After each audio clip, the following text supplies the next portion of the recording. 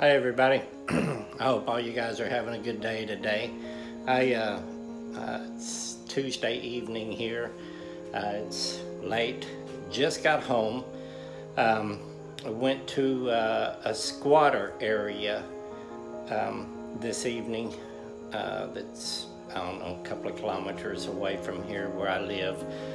Squatter area is where people, they just squat on the land there and live for free because it's all they can afford.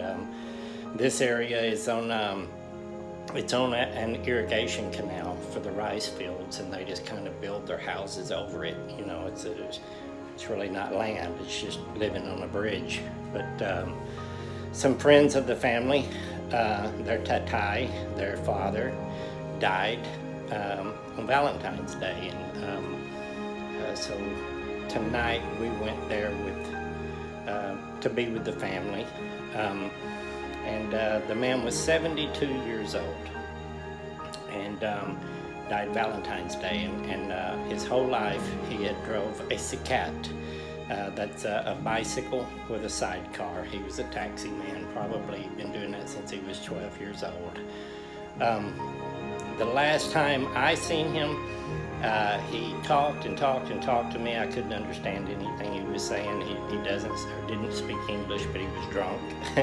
And he was talking to me a lot and having a good time. And but this area where we went to is an area where back when I first got here, I had some extra funds, and I was going there and feeding a group of children there. There's about 120 there, maybe a little more now. And when I got there today, all of them, those children, remembered me and surrounded me. It touched my heart.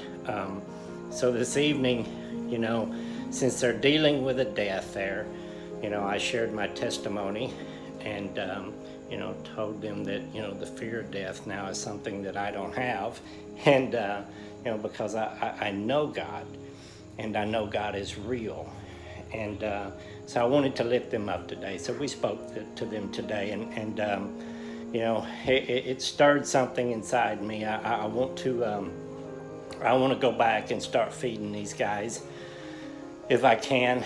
I hope you guys can help me out. If anything, I would love to feed them once a month. I would love to feed them once a week. That would be great, but once a month would be awesome. Most of the people here, it's extreme poverty, unless you're privileged, to go to college, it's very difficult. You have a life where you either in the rice field, work in the rice fields, or you're driving a Cicat, or you're some type of worker, but the salary is nothing. And there's one thing in all of these countries like this is buying food is difficult, having a home is difficult, and things like that. But for some reason, these major tobacco companies and major alcohol companies make it so easy to purchase their products. And these people are miserable. They have nothing. But the one thing they have, they can go and for 2 pesos, they can buy a cigarette. 50 pesos is $1. So for 2 pesos, they can buy a cigarette. For 4 or 5 pesos, they can get a beer. For about 20 pesos, they can get a fifth of rum. So most people around here, from the time they're very young, once they come to the realization that this is my life, this is it, they start trying to cover it up and to feel that life or stay numb to it, with alcohol, drugs, whatever, all the things that are killing us, they make very cheap for people to buy. And that's why I'm here. Is I want to catch these kids while they're young and let them know that there is something else. You can have a lot more than that kind of life, and You know, it may not be the life that most people dream about, and I'm gonna do a video about this one day, you know, because back when I was young, I used to dream about winning the lottery and having this and having that and all these things. But whenever you become a new creation, it's no longer your heart, it's God's heart in you. So your heart's desire is the things that He wants for you, and you know, you'll find out that all those things like that, you know, the all the things that you may have wanted before, you know, you don't have those same desires anymore for that. And that's what I want to share with these children, is that, you know, there is something out there that's better. There's a better way, and that whenever you're following that way, whenever you're living in a life of love, that path in front of you gets brighter and brighter, and God will lead you into places that are so much better than the life that is offered here for those who think that they have no life. Anyway, I hope that made sense. Anyway, I pray that someone out there hears me today and, you know, will help me to feed this group of kids. I have a group of 50 children that I feed every week. I try to provide them with vitamins. I try to provide them with clothing, school supplies, and there's other groups all over Mindanao that I've been to, a time here and a time there. And it really touched my heart that these kids remembered me, and it, you know, it broke my heart that I haven't been back. You know, hadn't been back there in a while because it's during the election time. Tensions got pretty bad around here, and that was a place that was kind of dangerous for me to go to. The nighttime, it's a different atmosphere around here, and things are different in the day. And tonight, when we were there, a fight broke out, and my nanay stepped up just in the right time, knew what to do, and started singing a song, and everybody began to sing, and the fight stopped. So, you know, anyway, I pray there's someone out there that is listening, that wants to help children, and anyway, enjoy the rest of the video. I want you to see these kiddos. I love you all. God bless. Bye.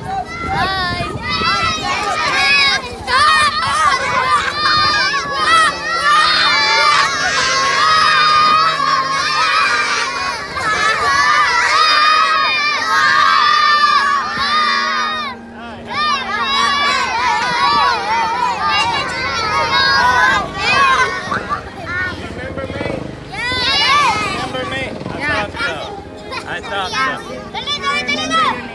Do you remember my name? No. I don't remember. Billy. Billy. It's been a long time. I need to come back here soon. Is that good? I'll try to come back here soon. Do that. All right, Mama.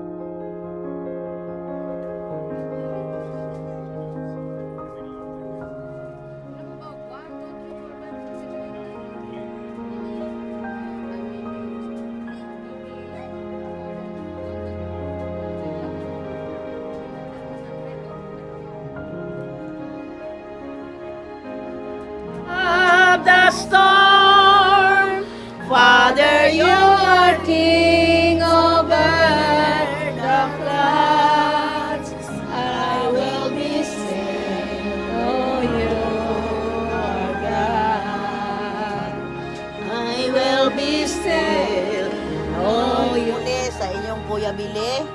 Dayon, inyong paminaon og maayo mga kabataan kaya makaton mo sa iyang mga kaagi. Kahimtang sa kinabuhi ug kung sa tong iyang mga kinabuhi sa unang panahon, kinsa ug kung sa siya. Yung, nalipay ba mong makadungog ana? Lebay! Nagawasan ko kinabuhi